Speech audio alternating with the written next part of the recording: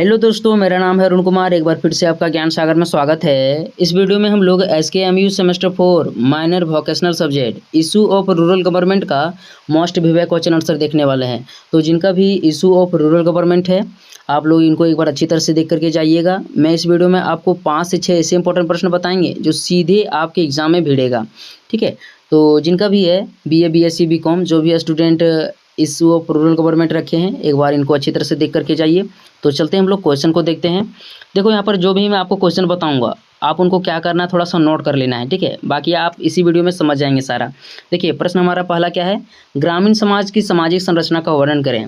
जो एक गांव होता है, जो एक ग्रामीण समाज होता है, उसका संरचना किस आधार पर किया जाता है, कैसे होता है समाज का निर्माण, उसी को बताना है। तो चलते हैं हम लोग इसका आंसर देखते हैं।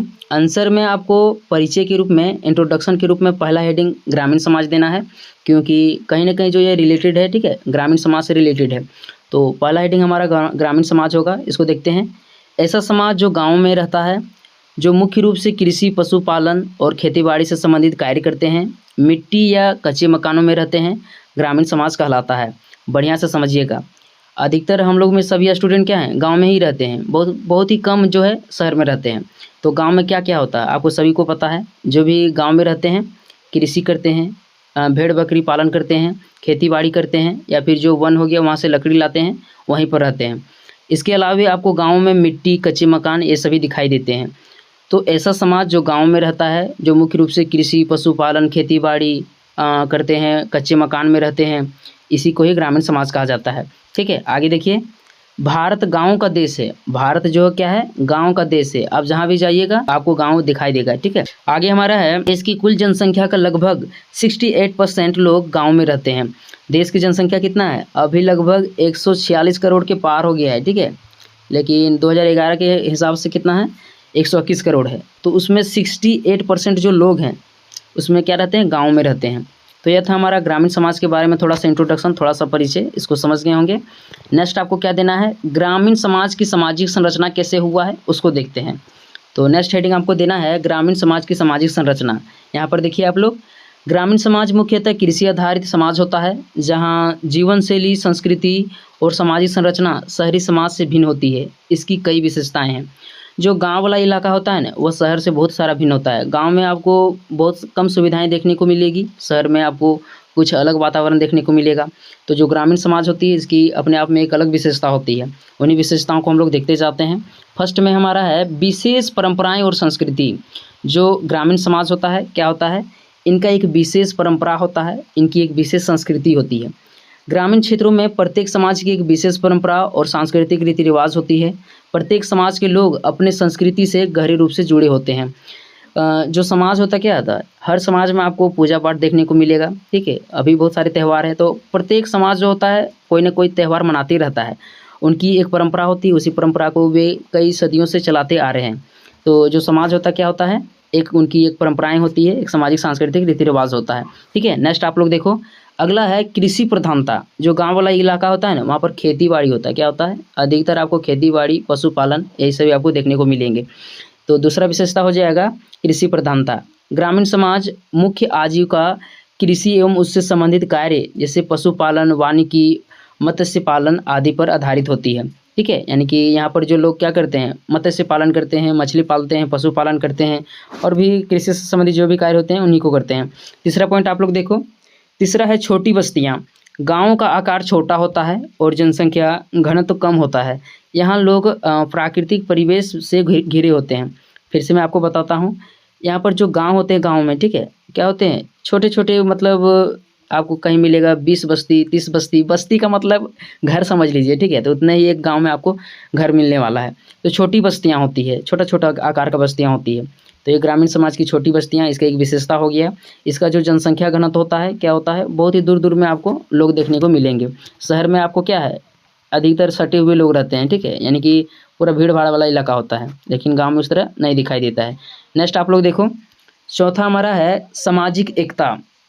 तो गांव में सामाजिक एकता देखने को मिलता है, शहर में देखने को नहीं मिलेगा, गांव में देखने को मिलता है। कोई त्यौहार हो रहा है, कोई पूजा पाठ हो रहा है, तो समाज के सभी लोग उनको करते हैं मिल करके, तो सामाजिक एकता है। ठीक है, जो पर्व त्यौहार होता है वो एकता को बनाए रखता है। तो ग्रामीण समाज की एक विशेषता क्या होगा? सामाजिक एकता। ग्रामीण समाज में परस्पर सहयोग, भाईचारा और सामूहिकता की भावना पाई जाती है। ठीक है, यानी कि यहाँ पर सभी लोग एक दूसरे से जुड़े होते हैं। 5वां पॉइंट आप लोग देखो। नेक्स्ट पॉइंट हमारा है जाति एवं वर्ग व्यवस्था। वर्ग व्यवस्था नहीं होगा यहाँ पर, वर्ण व्यवस्था।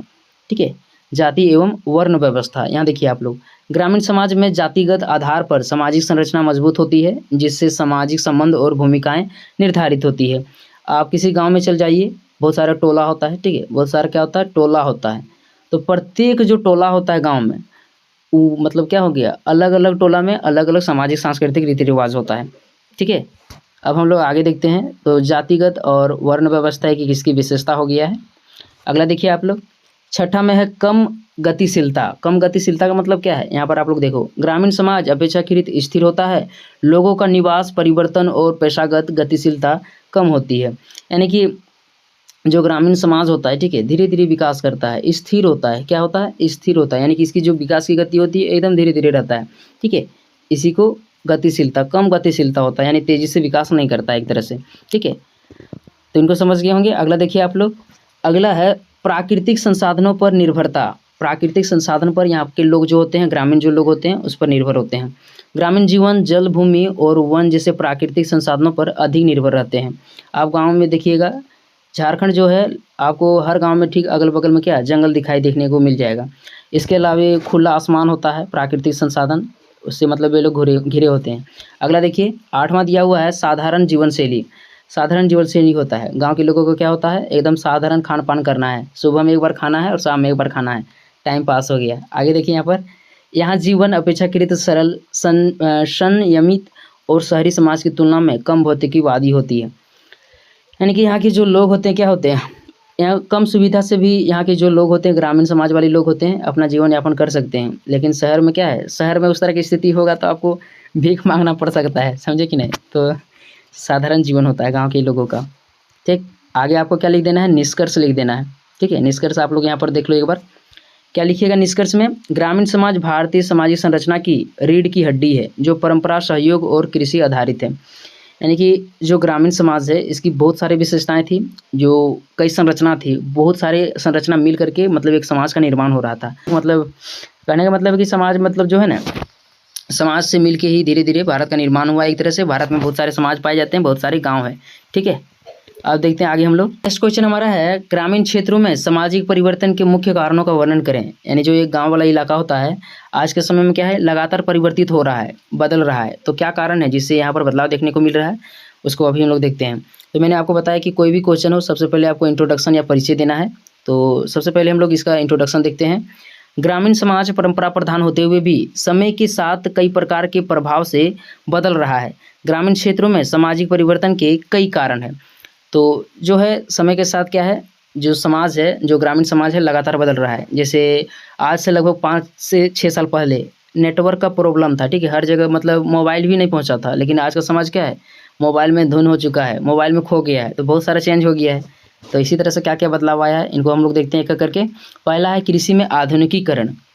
तो इनको देखो, नए कृषि उपकरण, उर्वरक, सिंचाई व्यवस्था और हरित क्रांति ने ग्रामीण जीवन की आर्थिक और सामाजिक संरचना को बदला है। तो देखो, मैंने एक बार यहाँ पे मैं फिर से आपको एक बार बताता हूँ। जो आज है ना, जो कृषि हो रहा है, आधुनिकीकरण से हो रहा है। पहले गांव में क्या होता था? बैलों से खेती किया जाता था, अभी भी किया जाता है, बहुत ही कम मात्रा में। लेकिन जैसे ही आधुनिकीकरण हो गया है, लोग खादों का प्रयोग कर रहे हैं, ट्रैक्टर का उपयोग हो रहा है। तो आधुनिकीकरण हुआ तो उससे क्या हुआ? जो उनकी सामाजिक सांस्कृतिक रीति रिवाज होता है, धीरे धीरे उसमें क्या हो गया? बदलाव हो गया। ठीक है, अब आगे देखिए आप लोग दूसरा क्वेश्चन यहाँ पर क्या है? शिक्षा का प्रसार। शिक्षा ने ग्रामीण लोगों में जागरूकता, वैज्ञानिक दृष्टिकोण और सामाजिक समानता की भावना को बढ़ावा दिया। इससे समाज में परिवर्तन हो रहा है। तो प्रत्येक गांव में अब क्या होने लगा है? धीरे धीरे लोग शिक्षित हो रहे हैं। तो शिक्षित हो रहे हैं तो उनके सामाजिक रीति रिवाज है, उसमें थोड़ा थोड़ा बदलाव हो रहा है। ठीक है, तो लोग पढ़ लिख रहे हैं, तो उनको मतलब लग रहा है कि हम लोग को कुछ अलग टाइप से कुछ करना चाहिए, अलग तरह से रहना चाहिए। अगला देखिए आप लोग, शहरीकरण और पलायन। शहरीकरण और पलायन क्या है? यह मतलब बहुत ही महत्वपूर्ण मुद्दा है। यानी कि परिवर्तन का, समाज के परिवर्तन का सबसे बड़ा मुद्दा क्या है? तो पलायन है। गांव में कमाने का साधन कोई नहीं होता है, रोजगार का साधन नहीं होता है, कुछ ही समय मिलता है कृषि करने के लिए या फिर ईंट का भट्ठा जो हो गया उसी में।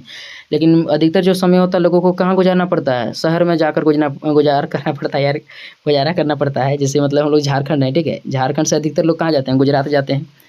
तो पलायन हो रहा है यहाँ पर। आप लोग देखिए, शहरों के विकास और रोजगार के अवसरों के कारण गांव से लोगों का पलायन बढ़ा है, जिससे ग्रामीण सामाजिक संरचना, परिवार और पारंपरिक जीवन शैली में बदलाव आया है। यानी कि लोग क्या हो रहे हैं, धीरे धीरे शहरों की ओर जा रहे हैं। तो शहर में जा रहे हैं तो शहर में उनको कुछ अलग तरह से रहना पड़ रहा है, ठीक है। तो इससे समाज में जो यहाँ पर बदलाव हो रहा है, समझ गए होंगे इनको आप। टॉपिक ध्यान में रखिएगा आप लोग इनको, केवल शहरीकरण और पलायन। बाकी 5 से 6 लाइन आप लोग खुद से लिख सकते हैं। आगे देखिए, औद्योगिकरण एवं नगरीकरण। तो जो गांव है, ठीक है, गांव वाला इलाका में धीरे धीरे अभी औद्योगिकरण का भी प्रभाव देखने को मिल रहा है। यहाँ पर आप लोग इसको देखो, शहरों के निकट उद्योगों की स्थापना और शहरी प्रभाव से ग्रामीणों की जीवन शैली और रोजगार में परिवर्तन हुआ है। यानी कि आप लोग कभी जाइएगा ना, गिरिडीह का जो है मोहनपुर का इलाका, ठीक है, श्रीरामपुर, कादी श्रीरामपुर, तो वहाँ पर क्या है, उद्योग हो गए, बहुत सारे उद्योग हो गए हैं। तो वहाँ पर जो भी अगल बगल का जो गांव है बहुत प्रदूषित हो गया है, ठीक है। शहरीकरण मतलब चेंज ही हो गया है, उनका सामाजिक सांस्कृतिक रिवाज, जीवन शैली जो है एकदम पूरा बर्बाद हो गया है। तो उद्योगों के चलते भी क्या हो रहा है, समाज में धीरे धीरे परिवर्तन देखने को मिल रहा है। नेक्स्ट देखिए आप लोग, 5वां है परिवहन एवं संचार साधन। परिवहन एवं संचार साधन, सड़क, रेल, मोबाइल और इंटरनेट ने गाँवों को शहरों से जोड़ा, जिससे विचारों और तकनीक का आदान प्रदान हुआ। आज देखिए गाँव में लगभग क्या है, प्रत्येक गाँव में कहीं मतलब सड़क पहुँच ही गया है। कोई गाँव में अभी भी नहीं पहुँचा है, लेकिन बहुत से गाँव में क्या है, सड़क तो एकदम पूरा कम्फर्टली की मतलब बड़ा जो सड़क है मेन रोड से जुड़ गया है। आज लगभग प्रत्येक गाँव में आपको टावर देखने को मिल जाएगा, रेल लाइन भी हो गया है। तो ये सभी क्या है, इससे समाज में मतलब बदलाव हो गया है, एक शहर से दूसरे शहर का प्रभाव पड़ रहा है, ठीक है। तो इनको समझ गए होंगे, परिवहन एवं संचार के साधन में परिवर्तन के कारण समाज में परिवर्तन हुआ है। अगला देखिए आप लोग, सरकारी योजनाएं और नीतियां। पंचायती राज, ग्रामीण विकास योजनाएं, शिक्षा व स्वास्थ्य कार्यक्रमों ने सामाजिक संरचना में बदलाव लाया है। तो बहुत सारी योजनाएं बनती है, ठीक है, बहुत सारी योजनाएं आ रही है। जैसे हर घर जल नल योजना, हर घर तो अभी जल नहीं पहुंचा है, ठीक है, बरसात इतना हो रहा है कि अभी सब पानी पहुंच गया है। तो जैसे जल की योजना आ गया, ठीक है, बात की मानी बता रहे हैं हम लोग। तो इससे क्या हो रहा है, जहाँ पहले लोग कुओं से पानी लाते थे, अब उनको घर तक ही पानी पहुँच जा रहा है। तो उनके सामाजिक सांस्कृतिक रिवाज में थोड़ा बदलाव आ रहा है, ठीक है। तो इनको समझ गए होंगे। अगला देखिए आप लोग, मीडिया और जनसंचार। अगला क्या है, मीडिया और जनसंचार। टीवी, रेडियो, सोशल मीडिया और अखबारों ने ग्रामीण मानसिकता को प्रभावित किया है, जिससे समाज में परिवर्तन हुआ है। देखो इनको, जो आज है ना मीडिया, जो मीडिया वाला है, जनसंचार है, मतलब मोबाइल ही हम लोग उदाहरण ले लेते हैं। तो मोबाइल ने क्या किया है, पूरा समाज को बर्बाद करके रख दिया है। आज आपको कोई भी आदमी मतलब हर टाइम बिजी मिलेगा, किसी को नहीं देख सकते कि यहाँ पर मतलब कि 4 गोट बैठ के मतलब बोल सकता है। आप सभी को देखिएगा, सबके हाथ में मोबाइल है, सभी बिजी है। तो मीडिया और जो जनसंचार है ना, इन्होंने क्या किया है, समाज को बुरी तरह से प्रभावित कर दिया है। ना केवल ग्रामीण क्षेत्रों में बल्कि शहरी क्षेत्रों में भी पूरी तरह से मतलब तबाह करके रख दिया है, ठीक है। तो इससे परिवर्तन हुआ है मीडिया और जनसंचार से, ठीक है। निष्कर्ष में आपको क्या लिखना है, ग्रामीण समाज में शिक्षा, प्रौद्योगिकी, नीतियों और वैश्वीकरण के लगातार परिवर्तन से समाज में परिवर्तन हो रहा है, ठीक है। तो इस तरह से आप लोग लिख सकते हो। पॉइंट ध्यान में रखिएगा, एग्जाम में आप लोग लिख करके आइएगा। नेक्स्ट देखते हैं हम लोग। देखिए आप लोग, तीसरा प्रश्न यहाँ पर क्या है, मोस्ट वीवीआई है, ठीक है। जाति व्यवस्था का अर्थ, परिभाषा एवं विशेषताओं का वर्णन करें। वीवीआई क्वेश्चन लिख लीजिए, एकदम आएगा क्वेश्चन, एकदम मोस्ट है, ठीक है। तो क्या है, जाति व्यवस्था क्या है, वर्ण व्यवस्था क्या है। जाति व्यवस्था को वर्ण व्यवस्था के नाम से भी जानते हैं। इसका अर्थ आपको देना है, इसकी परिभाषा क्या है और क्या क्या विशेषताएं हैं जाति व्यवस्था का, उसको लिखना है। तो चलते हम लोग देखते हैं। फर्स्ट में आपको क्या देना है, आंसर में आपको जाति व्यवस्था का परिचय देना है, ठीक है। कास्ट सिस्टम का, कास्ट सिस्टम कहते हैं, आप लोग पता है। तो चलते हम लोग देखते हैं। तो यहाँ पर हम लोग देखेंगे जाति व्यवस्था। जाति व्यवस्था जिसे वर्ण व्यवस्था भी कहा जाता है। जाति व्यवस्था को क्या कहा जाता है, वर्ण व्यवस्था, यानी कि कास्ट सिस्टम भी कहा जाता है। यह भारतीय समाज की एक प्राचीन सामाजिक संरचना है, जिसमें व्यक्ति का स्थान उसके जन्म के आधार पर निर्धारित होता है। बढ़िया से समझिएगा, जो जाति व्यवस्था क्या है, भारत का जो है ना एक प्राचीन सामाजिक संरचना है, यानी कि एक प्रक्रिया है जो प्राचीन भारत से प्राचीन समय से लगातार चलती आ रहा है, जाति व्यवस्था की प्रक्रिया, ठीक है।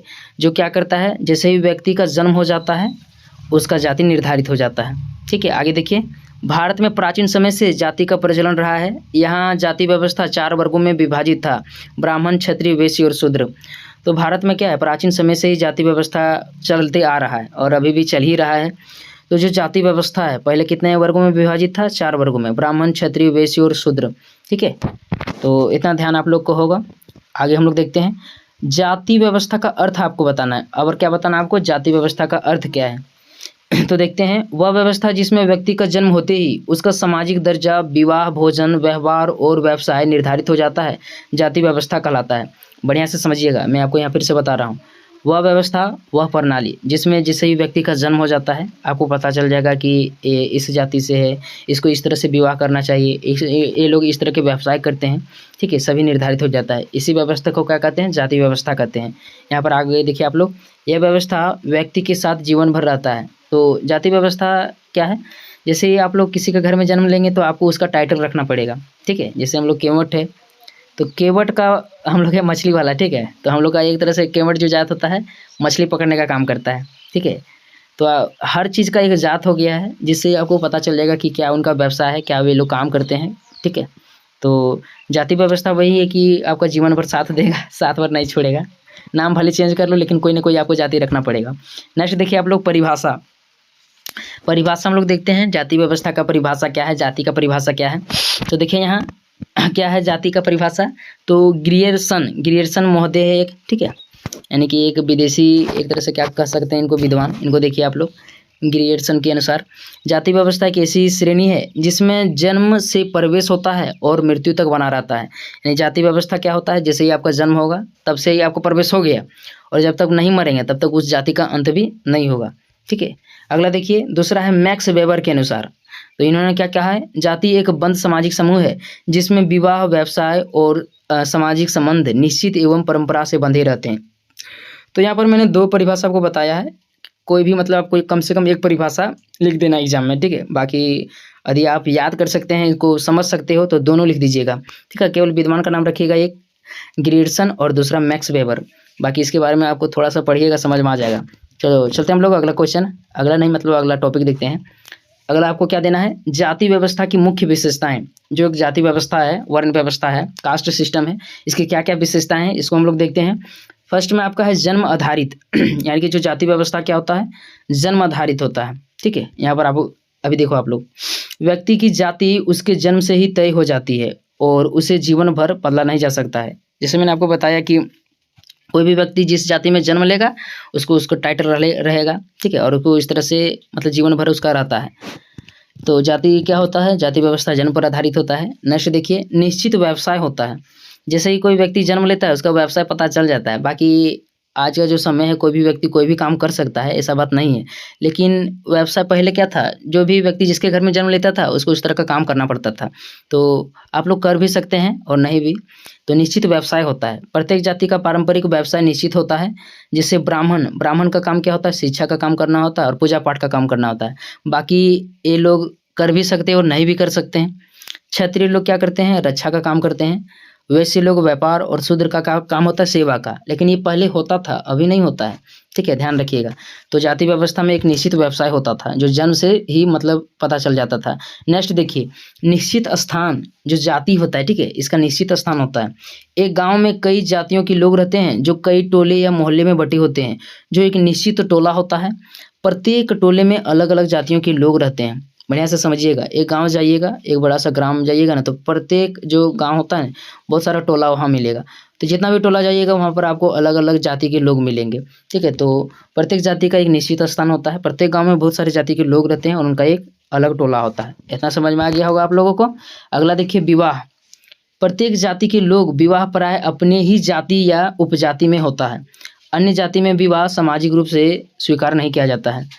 तो आज के समय में क्या है, मतलब जो भी है विवाह, लेकिन जो होता है मतलब एक जाति के लोग अपने ही जाति से मतलब कर सकते हैं, दूसरी जाति से विवाह नहीं किया जा सकता है। ठीक है, ऐसा समाज का मानते आ रहा है और अभी भी लगातार मान रहा है मतलब तो समझ गए होंगे विवाह क्या होता है। ठीक है, आगे देखिए अगला 5वां पॉइंट है सामाजिक छुआछूत। सामाजिक छुआछूत, इसको हम लोग देखते हैं। समाज ने अक्सर विभिन्न जातियों में उच्च नीच या प्रचलित होती है, छुआछूत प्रचलित होती है। जैसे ब्राह्मण अपने से छोटे जातियों को है या नीची दृष्टि से देखते थे, अभी भी देखते हैं। तो बढ़िया से समझिएगा कि समाज जो होता है क्या होता है, अभी भी इसमें सामाजिक छुआछूत का प्रचलन है। ठीक है, जो जाति व्यवस्था इसमें क्या है, समाज में सामाजिक छुआछूत प्रचलन है। तो इसकी एक विशेषता हो गया है कि एक समाज में सामाजिक छुआछूत भी रहता है, लेकिन हम लोगों को ऐसा मानकर नहीं चलना है। ठीक है, आगे देखिए हम लोग, अगला है सामाजिक सांस्कृतिक रीति रिवाज। जितने भी जाति के लोग हैं सभी का एक सामाजिक सांस्कृतिक रीति रिवाज होता है। यहाँ पर हम लोग देखते हैं प्रत्येक जातियों में उनकी अपनी सामाजिक रीति रिवाज होता है जो उन्हें जन्म के आधार पर मिलता है, जिसका पालन उन्हें करना पड़ता है। ठीक है, तो प्रत्येक जाति का एक सामाजिक सांस्कृतिक रीति रिवाज होता है जिसका कुछ लोग पालन करते हैं, कुछ पालन भी नहीं करते हैं, लेकिन आपको ध्यान में रखना है कि जाति व्यवस्था का क्या विशेषता होता है। ठीक है, आगे देखिए, खान पान में प्रतिबंध। तो अभी भी क्या लोग क्या करते हैं, दो जाति के लोग रहेंगे तो एक साथ बैठने मतलब नहीं बैठते हैं। ठीक है, ऐसा एक जो जाति व्यवस्था होता है, ऐसा एक विशेषता था कि प्राचीन समय में क्या होता था, एक जाति के लोग दूसरे जाति के साथ बैठ कर के नहीं खाना खा सकते थे, जैसे कि ब्राह्मण और शूद्र, ऐसा माना जाता था। बाकी अभी भी मानते हैं, लेकिन ऐसा नहीं चलता है। पार्टी विवाह में आजकल सभी लोग साथ में बैठ करके खाते हैं। ठीक है, तो खान पान में प्रतिबंध जाति व्यवस्था की एक विशेषता है। अगला देखिए, अन्य विशेषताएं।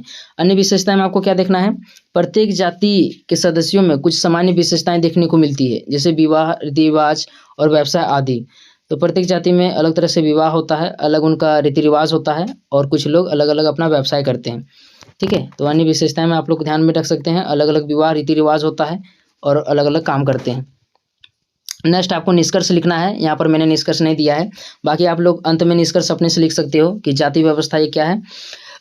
समाज की एक प्रमुख कुरीति हम लोग कह सकते हैं, जिसकी बहुत सारी विशेषताएं होती है। छुआछूत इसमें पाया जाता है, और भी बहुत सारी विशेषताएं होती है। अलग विवाह, अलग सांस्कृतिक रीति रिवाज होता है, व्यवसाय होता है जो जन्म पर सभी आधारित होता है। ठीक है, तो इस तरह से आप लोग निष्कर्ष में लिख सकते हो। नेक्स्ट क्वेश्चन हमारा है, ग्रामीण विकास में महिला सशक्तिकरण की भूमिका को स्पष्ट कीजिए। तो यह मस्ट बी क्वेश्चन है, यानी कि जो एक गांव होता है, एक ग्रामीण जो इलाका होता है, उसमें महिलाओं की क्या भूमिका होती है उसको बताना है। तो चलते हम लोग इसको देखते हैं। महिला सशक्तिकरण, महिला सशक्तिकरण को इंग्लिश में क्या कहते हैं, वोमेन एम्पावरमेंट कहते हैं। ठीक है, इंग्लिश में भी आप लोग लिख सकते हो। महिलाओं को समाज में समान अधिकार, अवसर और शक्ति प्रदान करना, जिससे वे अपने जीवन से जुड़े महत्वपूर्ण निर्णय ले सके और आत्मनिर्भर बन सके, महिला सशक्तिकरण कहलाता है। फिर से समझिएगा, महिला सशक्तिकरण कहने का मतलब क्या है, जो महिलाएं हैं, जो स्त्री है, ठीक है, उसमें समाज में क्या है, उनको विशेष अधिकार प्रदान किया जाए ताकि वे स्वतंत्र रूप से अपने कुछ कार्य कर सकें, आत्मनिर्भर बन सके। इसी को ही महिला सशक्तिकरण कहा जाता है। ठीक है, यहाँ तक आप लोग समझ गए होंगे। अगला देखते हैं हम लोग, ग्रामीण विकास में महिला सशक्तिकरण की भूमिका। कि जो एक गांव वाला इलाका होता है, ग्रामीण जो क्षेत्र होता है, इसमें महिलाओं की क्या भूमिका होती है देखते हैं हम लोग। महिला सशक्तिकरण ग्रामीण विकास की रीढ़ है। भारत की लगभग आधी आबादी महिलाएं हैं, जिनका ग्रामीण क्षेत्रों के विकास में काफ़ी महत्वपूर्ण भूमिका होती है। देखो, महिला सशक्तिकरण क्या करता है, ग्रामीण विकास का रीढ़ है, यानी कि महिला नहीं होगा तो ग्रामीण का विकास भी मतलब धीरे धीरे चलेगा, बहुत ही मतलब निम्न हो जाएगा। तो ग्रामीण क्षेत्रों में महिलाओं की महत्वपूर्ण भूमिकाएं होती है, महिला सशक्तिकरण की महत्वपूर्ण भूमिका होती है। इन्हीं को हम लोग देखेंगे। फर्स्ट में आपको देना है शिक्षा का प्रसार। शिक्षित महिलाएं परिवार और समाज में शिक्षा का स्तर बढ़ाती है, जिससे सामाजिक सुधार और जागरूकता बढ़ती है। यानी कि जो भी महिलाएं शिक्षित हो जाती है, कभी भी नहीं चाहेगी कि उनके बच्चे अशिक्षित रहें, नहीं पढ़ें। तो जो भी शिक्षित महिलाएं होती है, क्या होती है, समाज में शिक्षा का स्तर बढ़ाता है। ठीक है, और उसमें सुधार लाता है। नेक्स्ट देखिए आप लोग, दूसरा है आर्थिक आत्मनिर्भरता। यानी कि जो महिलाएं होती है आर्थिक आत्मनिर्भर होती है। जैसे हम लोग समझते हैं स्वयं सहायता समूह, SHG। SHG का मतलब क्या है, तो सेल्फ हेल्प ग्रुप, यानी कि स्वयं सहायता समूह, अपने से मतलब एक तरह से सहायता करना है। तो क्या है, स्वयं सहायता समूह, लघु उद्योग, हस्तशिल्प, कृषि, डायरी गतिविधियों में महिलाओं की भागीदारी से ग्रामीण अर्थव्यवस्था मजबूत होती है। इससे समाज का विकास हो रहा है, मजबूती मिल रहा है। अगला देखिए आप लोग, तीसरा हमारा है निर्णय लेने की क्षमता। पंचायती राज संस्थाओं ने 33% आरक्षण के कारण महिलाएं स्थानीय प्रशासन और विकास योजनाओं में निर्णायक भूमिका निभा रही है। यानी कि जो पंचायती राज है, ठीक है, उसके अनुसार 33% महिलाओं को क्या है, आरक्षण मिला हुआ है। मतलब जो भी ग्रामीण क्षेत्र है उसमें महिलाएं 33% मतलब रोजगार प्राप्त कर सकती है, अपनी भूमिका अदा कर सकती है। ठीक है, तो इस तरह से निर्णय ले सकती है महिला, इस तरह से उनको अधिकार दिया गया है। आगे देखिए आप लोग, सामाजिक परिवर्तन। महिला सशक्तिकरण से दहेज प्रथा, बाल विवाह, लैंगिक भेदभाव जैसी कुरीतियों में कमी आती है। यानी कि यदि महिलाएं सशक्त होगी, शिक्षित होगी, पढ़ी लिखी होगी तो क्या होगा, दहेज प्रथा तो कम नहीं होता है, लेकिन फिर भी उसमें अंतर आएगा। बाल विवाह नहीं होगा, ये हम लोग मान सकते हैं। बाल विवाह एकदम नहीं होगा, क्योंकि शिक्षित महिलाएं बाल विवाह कर ही नहीं सकती है। लैंगिक भेदभाव भी थोड़ा थोड़ा कम हो जाएगा, और जिसमें थोड़ा बुराइयाँ हो वो भी कम हो जाएगा। लेकिन दहेज प्रथा अभी भी चलती आ रहा है। तो सामाजिक परिवर्तन होता है महिलाओं के कारण। क्या करता है, जो भी मतलब बुराइयाँ चल रही हो उसमें थोड़ा सा परिवर्तन आ जाता है। अगला देखिए आप लोग, स्वास्थ्य और पोषण। जागरूक महिलाएं परिवार की स्वास्थ्य, स्वच्छता और पोषण पर ध्यान देती है, जिससे ग्रामीण समाज में जीवन स्तर सुधरता है। जो भी शिक्षित महिलाएं होती है, मतलब अपने बाल बच्चा जो भी उनका हो गया, ठीक है, तो क्या चाहेगी, कोई भी खराब पोषण नहीं खिलाए, अच्छा ही पोषण खिलाए, लेकिन पढ़ाई लिखा होना चाहिए, समझदार होना चाहिए। बाकी मजबूरी में लोग क्या करें, नहीं आटता है गाँव में, जानबे करते हैं कितना प्रॉब्लम रहता है। अगला देखिए, संसाधन प्रबंधन। महिलाएं, ग्रामीण महिलाएं जल, ईंधन, वनों और भूमि जैसे संसाधनों का संरक्षण और प्रबंधन करती है। यानी कि जो ग्रामीण इलाके वाली जो महिलाएं होती है, क्या करती है, संसाधन का प्रबंधन करती है। जैसे क्या हो गया, ईंधन, वन से लकड़ी काट कर लाती है, और भी बहुत सारे काम करती है। तो संसाधन प्रबंधन भी जो ग्रामीण महिलाएं होती है महत्वपूर्ण भूमिका अदा करती है। अगला देखते हैं हम लोग, नेतृत्व क्षमता। सशक्त महिलाएं ग्राम स्तर पर नेतृत्व कर सामाजिक एकता और विकास योजनाओं को सफल बनाती है। तो नेतृत्व क्षमता का विकास होता है। कैसे विकास होता है, जो भी महिलाएं होगी, ठीक है, जो समझदार महिलाएं होती है, क्या करती है, समाज में शिक्षा का स्तर को बढ़ाती है, और भी जितने भी मतलब काम हो गए कहीं ना कहीं योगदान दे करके समाज के विकास में महत्वपूर्ण योगदान देती है, मदद करती है। ठीक है, तो नेतृत्व क्षमता का विकास होता है। अंत में आपको देना है क्या, निष्कर्ष देना है। सब में आपको निष्कर्ष लिखना ही है, चाहे कोई भी एग्जाम हो, ठीक है, चाहे कोई भी क्वेश्चन हो, एग्जाम बता देते हैं। तो निष्कर्ष अंत में आपको लिखना है, इस प्रकार से महिला सशक्तिकरण कई माध्यमों से ग्रामीण क्षेत्रों में महत्वपूर्ण भूमिका निभाती है, जिसके सहायता से एक न्याय संगत, क्षमतापूर्ण और एक बेहतर समाज के निर्माण में मदद मिलता है। इसका पीडीएफ आपको ज्ञान सागर ऐप में मिल जाएगा, ठीक है, लिंक डिस्क्रिप्शन में है, आप लोग वहाँ से डाउनलोड कर लीजिएगा जा करके। ठीक है, तो मिलते हैं अगले वीडियो में, तब तक के लिए धन्यवाद।